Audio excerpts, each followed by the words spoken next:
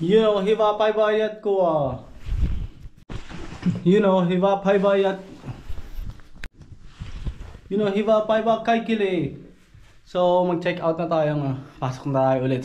Second day sa pupuntahan natin. So ito yung itsura lang ulit ng kwarto. So from very basic lang. So pakita ko lang sa inyo kung anong itsura nung sa hotel dito.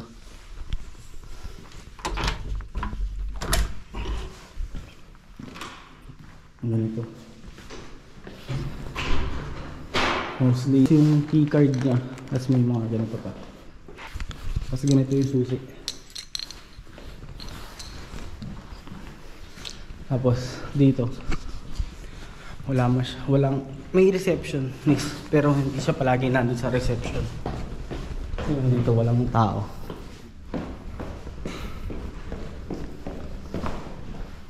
Yan. So hindi ko alam paano siya tatawagin. Tapos pupunta sa hallway dito. Pakita ko lang sa inyo yung breakfast. Ganito lang yung breakfast niya, sobrang simple. Yan. Juice,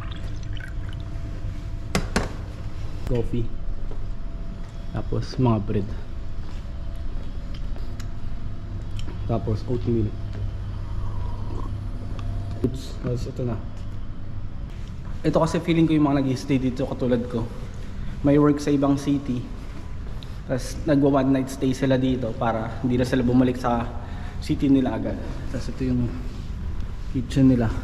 Tapos mag-check out na tayo. Ang pag-check out daw dito kasi nga, ayan, walang reception. Ilagay lang daw dito yung key. Hulog.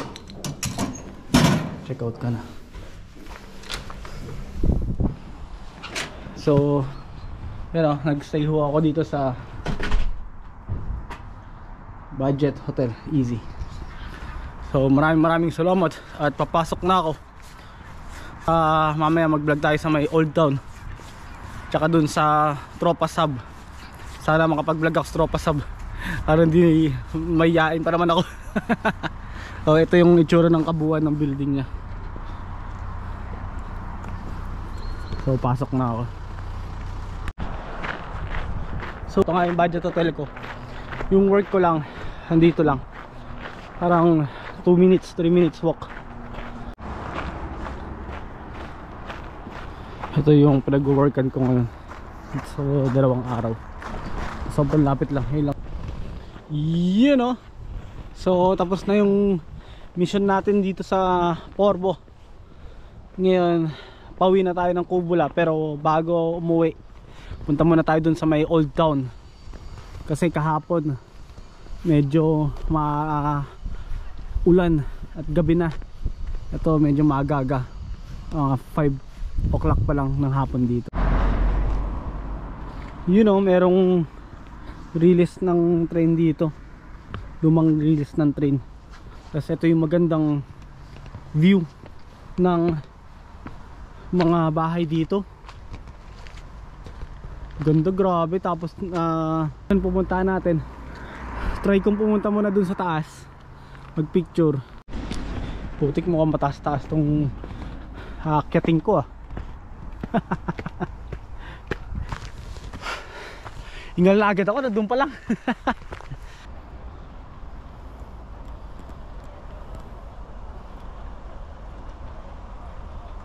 Ganda ng Porbo. Ganda nung kahapon, kung ano yung sama ng panahon kahapon, ngayon naman ang ganda ng panahon ngayon. Nakatama yung araw dun sa mga bahay. Tapos yung kulay ng bahay umaangat dahil dun nga sa sikat ng araw. Ganda. Tapos subukan natin pumunta dito. Hindi ko alam kung ano to eh. Baka cafe.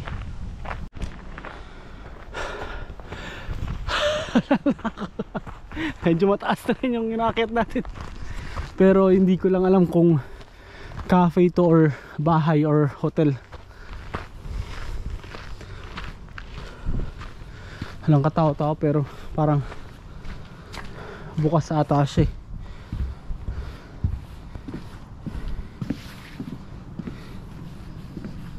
Bar. Bar siya, bar. Tapos hindi masyadong kita yung Porbo, yung mga old town dito. So baba na tayo. Ayun, dun tayo galing sa taas. Punta na tayo sa old town. Ito yung map pala ng Porbo. Malaki-laki rin pala yung yung map ng Porbo. Tapos meron dun yung old. So dito, kita nyo kahapon kasi tinur din ako ng kasama ko. Dito one way lang. Hindi pala one way, sandaanan lang. Tapos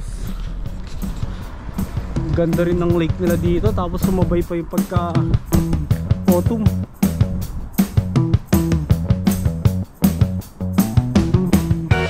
Parang ang alam ko fishing city ata ito. Hindi ko lang.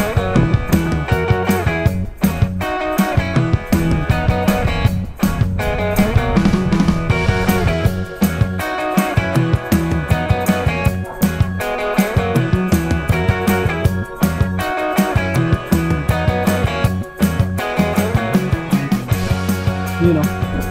So yun nga no, medyo expected ko dito sobrang daming tao, pero ngayon magandang panahon, maaraw, hindi ganong malamig, pero walang katao-tao pa rin. Siguro hindi na siya ganun ka puntahan kasi medyo malamig na, I mean malamig na this month, hindi na siya summer. So ewan ko lang din, o baka sa umaga hapon maraming tao, pero hindi ko alam bakit yung iba close na agad eh. It's around ano pa lang naman 5 o'clock, baka maaga nagsasara. Ito may mga shop na mga bukas, merong mga shop na sarado na, pero meron din dito yung mga more on restaurant eh, okay, no? Yung makita kong nakikita eh. Ito souvenir shop.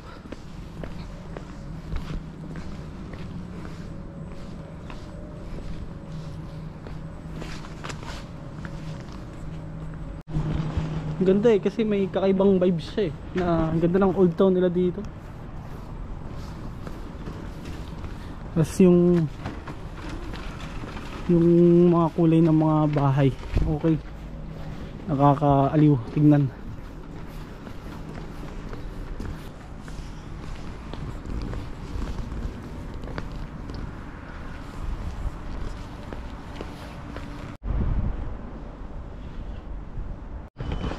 Okay din dito, at least alam mo yun, kakaibang feeling din yung nararamdaman mo na yun nga, may napuntahan na rin ako mga old town, pero dito may kakaiba rin siyang ganda at ino-offer.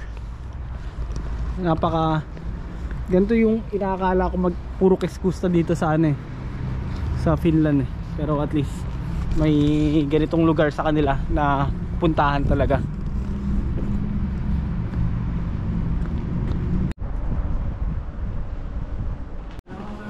More on mga pang babae. Kala ko may ref magnet. Hanap pa yung ref magnet dito. Pero dito feeling ko para halos puro pang babae.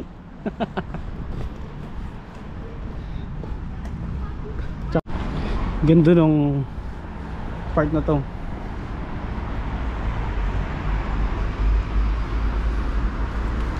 Patawid na siya. Balik tayo dun.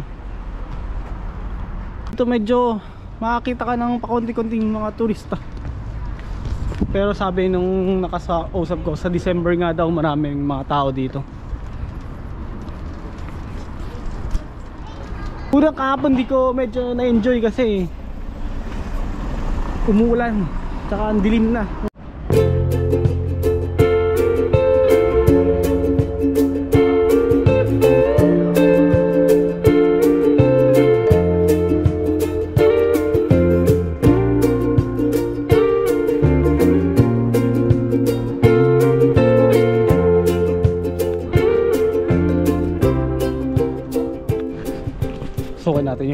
sa likod kung ano bang itsura. Ganda ng mga ganito. Gusto ko yung talaga yung mga nasa likod ng mga kung ano, parang nasa hideout ka. Veranda pa dun,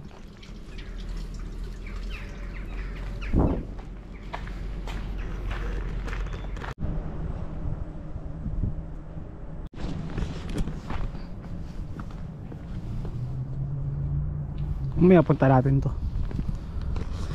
Ganda rin dito, nakakaaliw. Ang papunta ng Porbo, kung mga gusto nyo pumunta dito kasi walang direct train ang Porbo. So ang ginawa ko kahapon, nag train ako papuntang Pasila. From Pasila, akit ka sa Tripla Mall, sa escalator kaliwa agad, tapos parang may footbridge na clear. I-elevator doon, baba kayo ng elevator or hagdanan, baba kayo doon. Yung bus stop na makikita kayo na ang number is 848, pero kailangan nyo ng online booking na Onibus. At dito tayo sa may simbahan, medyo matarik. Hirap na yung dalawa. Pero ang ganda, sulit. Parang at least kung medyo naboboard kayo sa mga city nyo at malapit lang kayo dito sa Porbo, pwede rin kayong maganda rin pumunta dito, lalo na siguro pag peak talaga maraming tao. Hindi naman siya ganun kalaki libutin, pero at least ibang side makikita nyo. Tapos kain na rin kayo dun sa may Tropas Hub, yung Filipino food dito, para supportahan natin yung mga yung restaurant na yun. Putang, ang tarik nung inaakyat namin. Tatlo kami, yung dalawa matanda pa. Sabi nung yung kasama ko ng Ukrainian, ano daw to mga residential din daw yung iba dito ewan ko lang, comment nyo na lang kung residential, pero feeling ko residential kasi may mga kotse. Tsaka pag pupunta kayo dito, huwag kayo mag-heels. Ewan ko, hindi, trivia lang kasi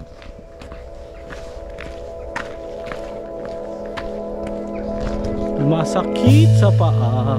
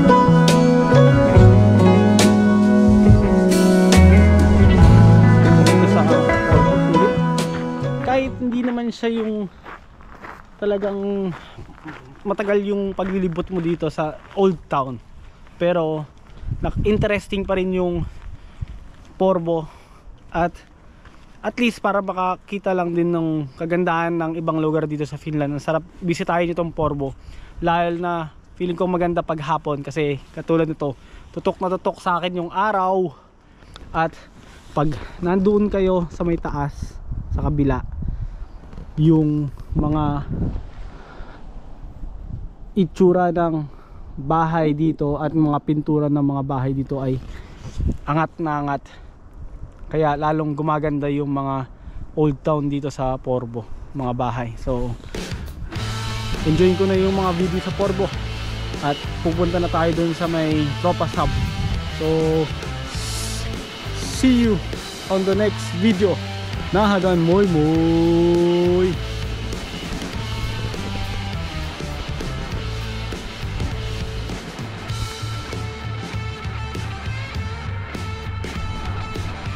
Dumami na rin yung mga tao. Biglang dumami yung turista. So, see you guys. Pinakita ko lang na nagkaroon bigla ng mga tao dito.